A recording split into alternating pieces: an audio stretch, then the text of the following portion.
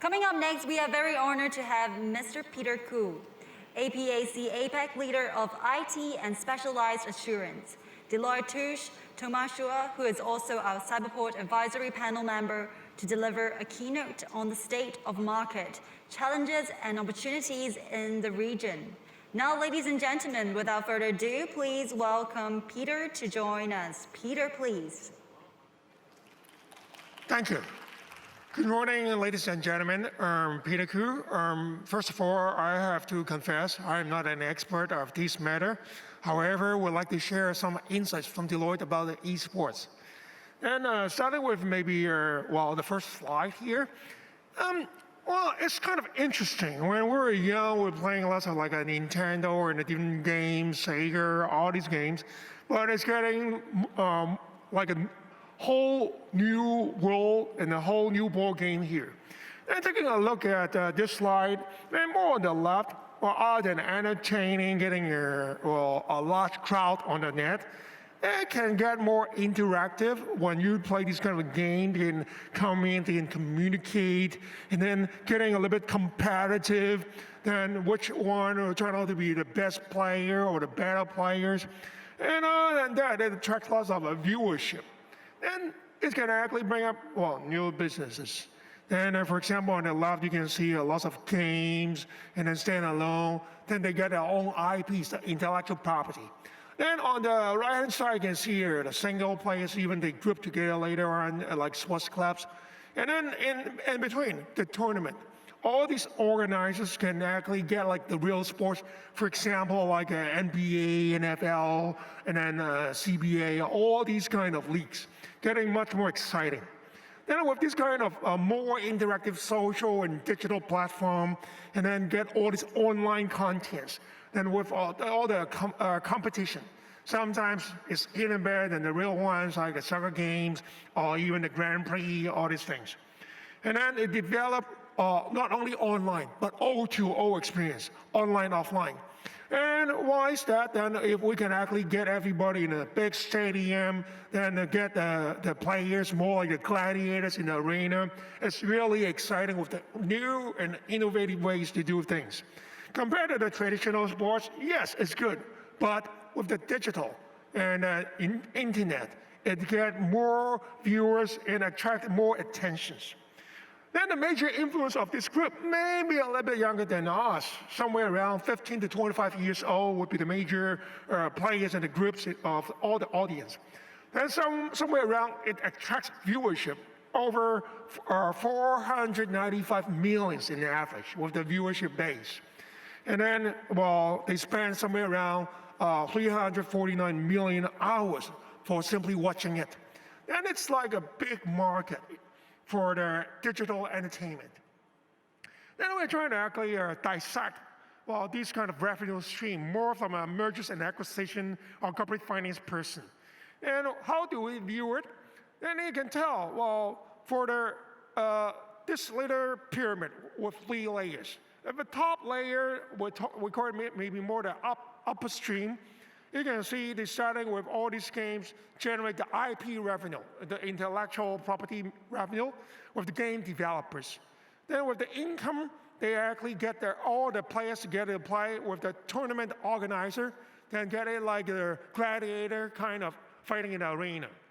And then with all the esports clubs send their best players to compete. And this kind of interaction they can do by ticketing, and then of income distribution. Getting to the second or the middle layer, the midstream. Then with the esports audience, they may pay ticket, they may actually buy some peripheral souvenirs and products. And then, with the business sponsorship, and with some brand names, and for example, Cyberport will actually put their logo on it as one of the sponsors. Then this can really help to generate much revenue. And then other broadcasting income, just like Olympics, they got their media broadcasting and distribution right. Then this can also charge. And then with the esports club's investment, they make it more like a sports agent Then with the sports agencies, they get, well, the popular players, the best players, and even, well, some of them, the anchor persons, narrators. And, well, I think it's really interesting. Even I want to apply to get trained. Then, well, we can tell with some of the major game developers, for example, in China, well, Tencent. And then, well, Capcom and Sega, I think you know all of them, they're major players. With the tournament organizers, you can tell like the ESPN is getting really hot these days. eSports Club, and well, with different like Team Liquid, all these brand names. And the live broadcasting platform is especially hot in China these days, is Fuyang and Douyu. And then we'll talk a little bit about their mergers and acquisition transactions. And then the last but not least, of course, are the investors and the sponsors. Again, Tencent, JD.com, and all these brand names, even SK Telecom from Korea, Mercedes, and all these brand names are actually getting much more attention and even generate more revenue to this age group, somewhere around 15 to 25. Think about that. Well, lots of money coming out from this esports and digital entertainment business. Okay, then as we just mentioned, well, we try to actually categorize them to upstream, midstream, and downstream. Then I'm not going to repeat myself if the major game developer, all these tournament organizers would be the more upstream, the midstream with the tournament organizers like ESPN, eSports Club, and then the live streaming ones. Then, put it this way, they are more like a tournament contractors, but regarded as the core esports content service providers. Then with all these contents to attract viewership and attention, which is the major revenue generator. The downstream is a little bit newer, say, for the esports self-media, and even for the host and the anchor person training, and then the athletes training, they get the best ones, then they do it well. They may actually get trained a little bit how to speak in front of media. And then other than that, the fans interactive platform, just like all the movie stars keeps their fans club. And then, well, streamer and the training agency and the short video production. And then, well, in China, we got it so-called the net popularity, 网红. And then all this could be content creation with the peripheral services, with the newer revenue generation streams. Then an overview for the sports industry as a whole. And we can tell the annual revenue from 2014 to 2019, every year we got a cumulative annual growth rate, well, more than 30%. It's growing really fast. However, 2020 is coming down a little bit, but it will go up because of COVID from our observation. The reason why is that, well, just now we're talking about the midstream and the downstream. Well, they actually got the O2O concept, from online to offline. Because of COVID, lots of stadiums and human interaction actually got mainly reduced. As a result, the offline one cannot be run as before. Then hopefully with the die down of COVID, then all this will be resumed. However, with this kind of pandemic situation, it triggered a newer business model from offline back to online.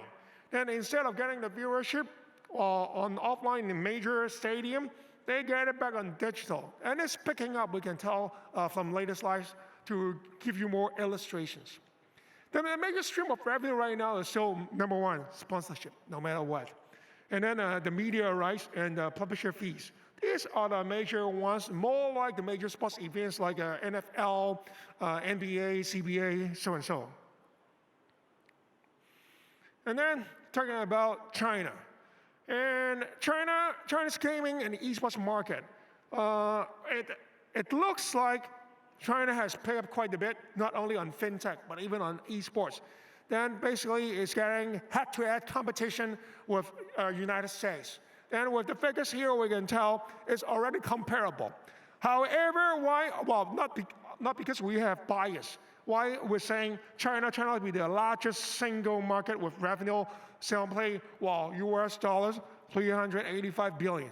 The reason why they have a bigger player base and viewer base compared to the United States. They have more players. And then they're getting better and better. And then lots of the games from Tencent. It's not only local, it's actually global. Then we can tell even for the midstream, we'll talk a little bit about the M&A activities. They actually get really dominated by one big company called Tencent. We'll do the illustration later. The eSport M&A analysis. Well, back in 2014, then it was a little bit new. When people talk about eSports, digital entertainment, even back then when we talk about blockchain, nobody knows, what's that? Is it a keychain? No. Well, the world has been changing really fast. From the investment, you can tell. 2015 to 2017, lots of investors or even venture capitalists, they are still wishy-washy. Should we or should we not? What is this? Is there any potential? And up to 2018, actually it's got a spike and it's searching up all the way in a sudden. And then you can tell lots of major transactions. And from these demographics, we can tell over 56% are the venture capitalists. They invested. And then, somewhere around with the strategic one and some family offices, then they did invest in this area. And then, coming back to the China esports.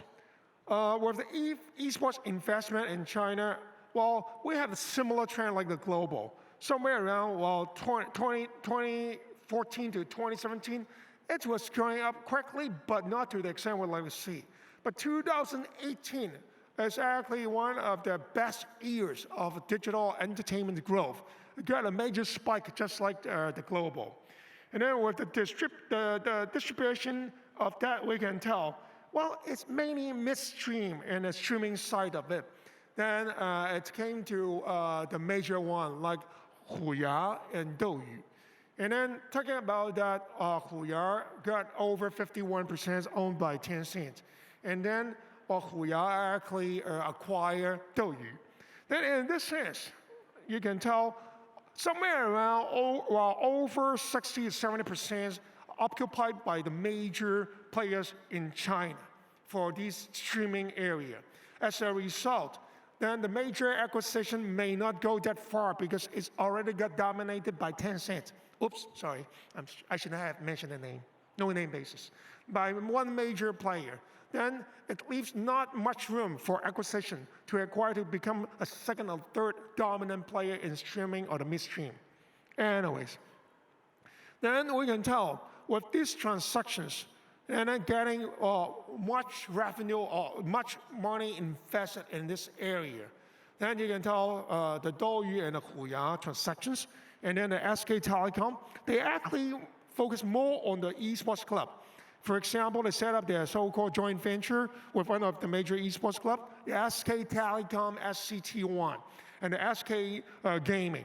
Then you can tell maybe in Southeast Asia, China and South Korea are much more into this area and growing much faster.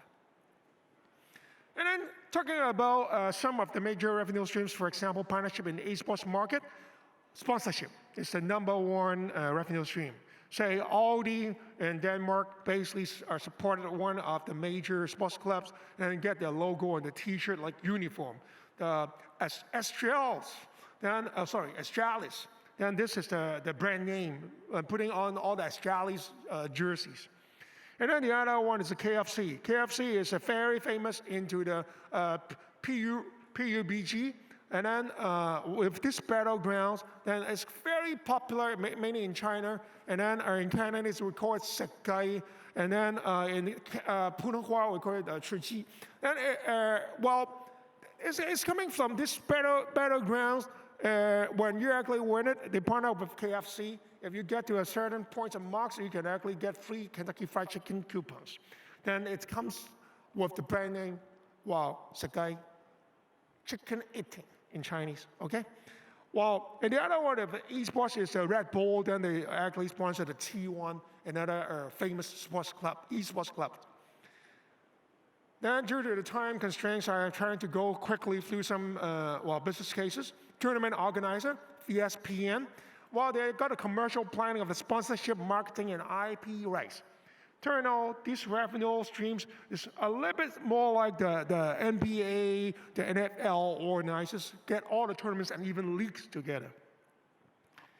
Then, and the other one is the eSports clubs. They actually created something like a big sports fan clubs, and then, well, with major players and even the game developers involved, and they got the commercial brands. They can sell different products, T-shirts, and then souvenirs, and then, well, with attract major sponsorship, selling their own merchandises. Then this one is a little bit interesting. Esports town. Some people call it esports real estate. And for example, in Hangzhou, while they prepare for the Asian Game 2022, they basically build a major stadium, get prepared if esports will be admitted as part of the Asian Games. Then as a result, they rebuild a small town with major stadium facilities, hotel, even restaurants. And I want to actually talk a little bit about other than around the world in Hong Kong, we have observed this esports town. We do have a major, sorry, jump a little bit. We do have the major development. For example, like Hong Kong Cyberport. Then they invested over 50 million Hong Kong, get over 4,000 square feet. Then for the esports center, for what I'm standing in here, and then this is the esports e-facility facilitation scheme. Then supported by the Hong Kong government and the Hong Kong Cyberport management team. And this is quite a major event in Hong Kong.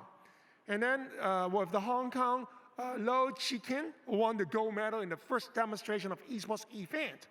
And then Hong Kong has the largest esports stadium in Asia in the Mong Kok Cyber Games Arena in the Mong Kok area, then which is part of the second tier CBD in Hong Kong.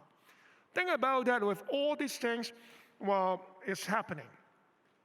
Question, as an investor, is the game relevant, attract the right crowd, the right audience? Second, is this game competitive enough and get people excitement to join more like tournament, like NBA, CBA? Third, are there enough events and exposure to generate the peripheral revenues? Although COVID actually kicked in, but we can actually turn from offline to online. Can this be done? Okay. Then some example, we may want to watch out for these cross-border transactions. Because it's cross-border from time to time, for the fees generation may attract withholding tax for the local tax authorities.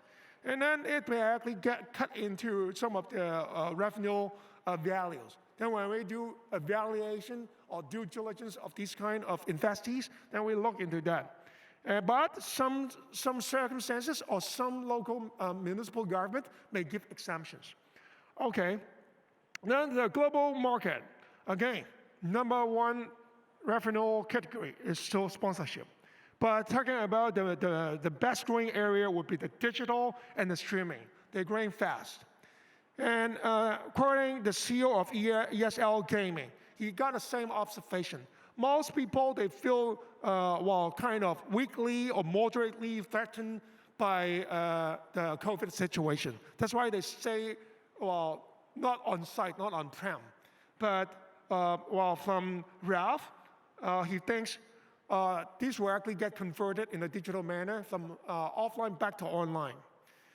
Well, due to the time constraint, I have to jump to the conclusion. Pandemic has brought us with the ripple effects, and then getting the online migration of esports development from offline to online. And then China is the largest single market with a revenue over US $385 million, and then 40% of the market share of the whole global market. And then the global esports investment has recorded around $2 million US dollars annual investment, and it will grow further from our prediction. Then investment in mid to downstream esports industries would be the major area for development if you are interested as an investor. The last but not the least, please consult a subject matter expert, your peers, your bosses, the investors, and consultants like us, Deloitte. Thank you. Thank you, Peter, for the insightful perspectives.